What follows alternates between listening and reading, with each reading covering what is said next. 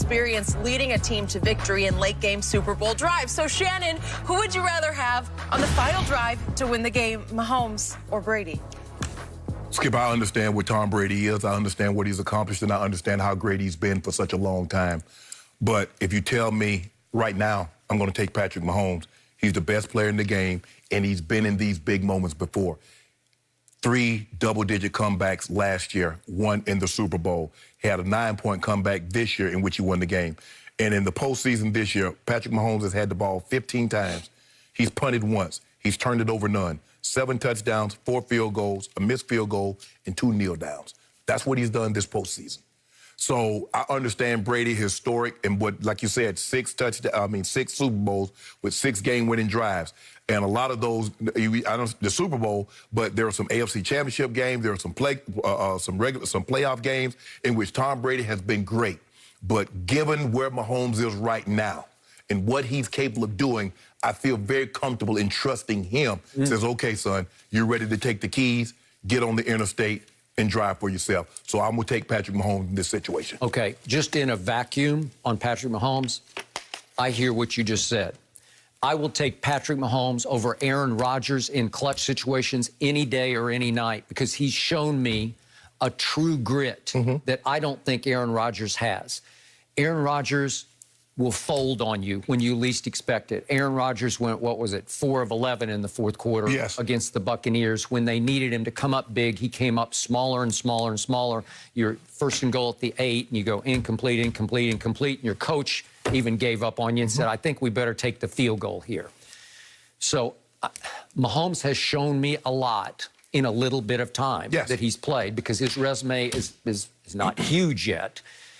He did come back in those 2 playoff games at home last year, and then he did come back in the Super Bowl. I thought he was shaky with the late third quarter interception, early fourth quarter, but after that, he got away with the 1 big pass, 3rd and 15 from his 35. I thought it was more of a punt than a pass, and Tyreek came back and fair caught it, but it was the play of the game because it saved the game, and it was 44 yards. So I will give you that. And then he went down and cashed, and he went down and cashed in, and they overcame a 49er team that had Jimmy G at quarterback, but he did that. So I'm going to give you those. But this question to me is classic because now we're back to when will you ever learn? This guy just keeps on keeping on because he's that one guy that I always tell you, there's just one guy in sports I'm just not going to bet against. And if you told me this Super Bowl between those two, and I would love this situation, if it's going to come down to a final drive for one and then the other, my money's on 12, not 15, just because 12 has done it again and again and again and again and again. In the biggest moments of his life, even though he doesn't have a signature walk-off play, it's always spectacularly unspectacular. It drives people, especially you, crazy because it's just methodical, robotical. It's just choo, choo, choo, choo, choo, choo, choo, right down the field. But he doesn't miss. He doesn't.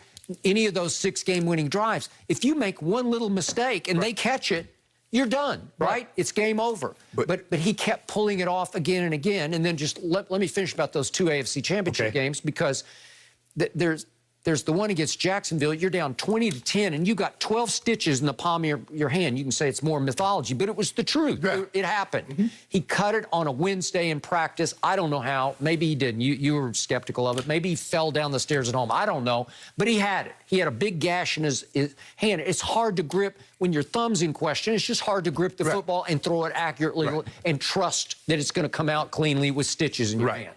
Okay, so he throws for 138 yards in the fourth quarter, and they come from 20-10 down against a defense that had been red hot all year, Saxonville, right?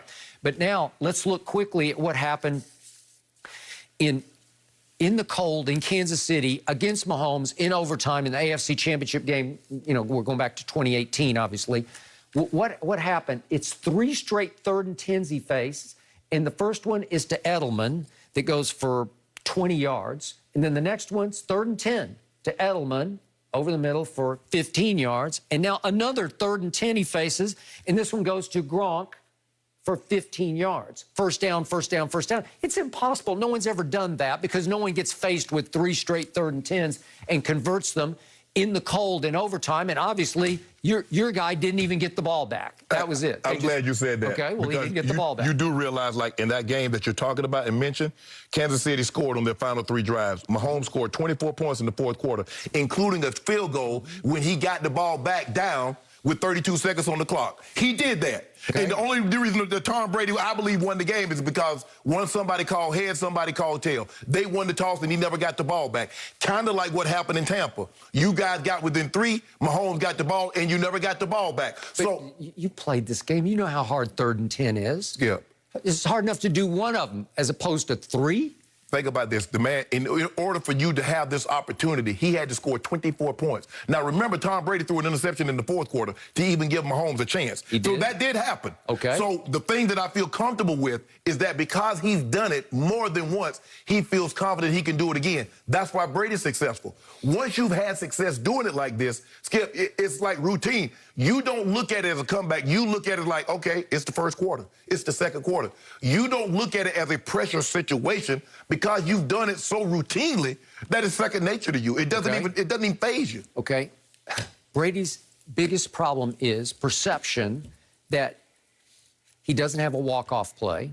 There's no signature, and he's not going to throw a left-handed pass. He's not going to throw a no-look pass. He's not going to throw it between his legs or behind his back. He's not going to escape the pocket and scramble 15 yards to his right and then double back 15, 20 yards to his left and close his eyes and throw it as far as he can for a 75-yard touchdown. He just doesn't do that. I don't think he's obviously capable of doing that, and he knows. He knows that.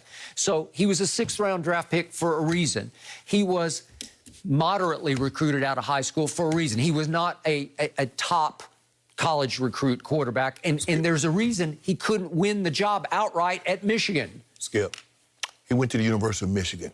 They don't waste scholarships. They're not giving scholarships to Tom Brady even out of pity. No, it wasn't out of pity. Yeah, so he earned that scholarship. Okay, but I'm saying, if you go back and look at the recruiting list of that year, he was not at the top of the list. No, there were other guys that were better. Yeah. But the mere fact that he got one to go to that university speaks volume to his talent. They thought something. Oh, sure. And he was a late-round draft pick in baseball by the Montreal Expos as a catcher, okay? I just look at it, Skip, I just look at it. Patrick Mahomes has 7 playoff wins. 4 of them he's been down by at least 9 points and come back. Okay. And won by double digits. Okay. What happened on November 29th at Tampa Bay? Well, obviously, the Bucs got blown off the field in the 1st quarter.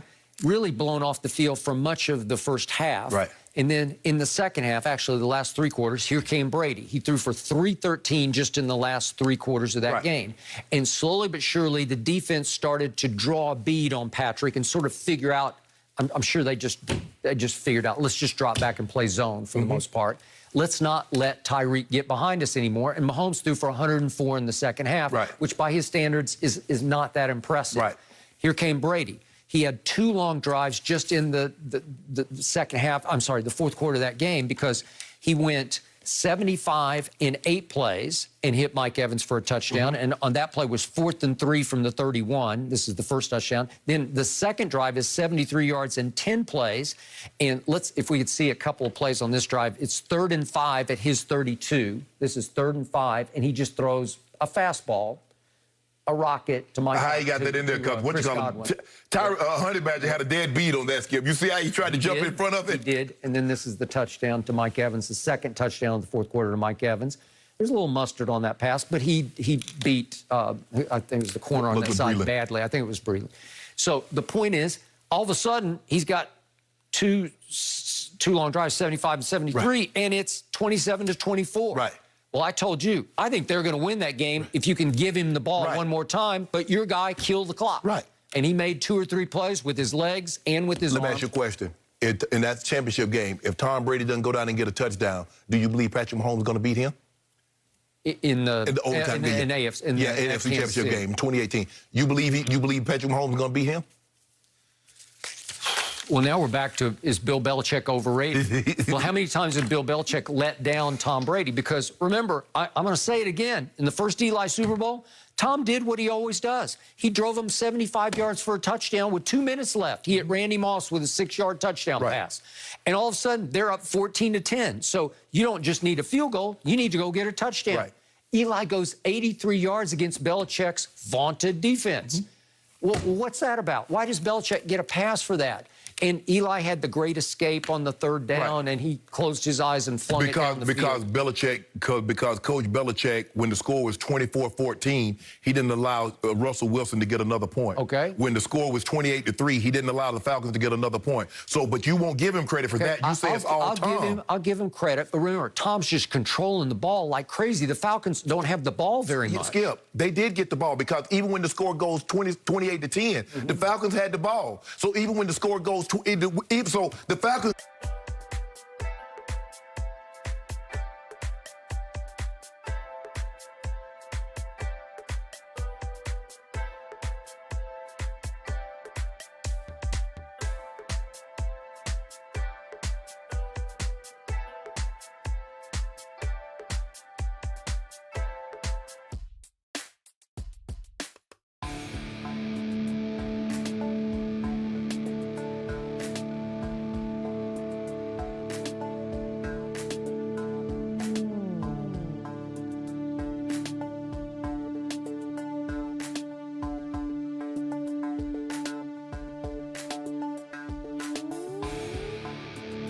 You guys got within 3, Mahomes got the ball, and you never got the ball back. But so you played this game. You know how hard 3rd and 10 is. Yeah.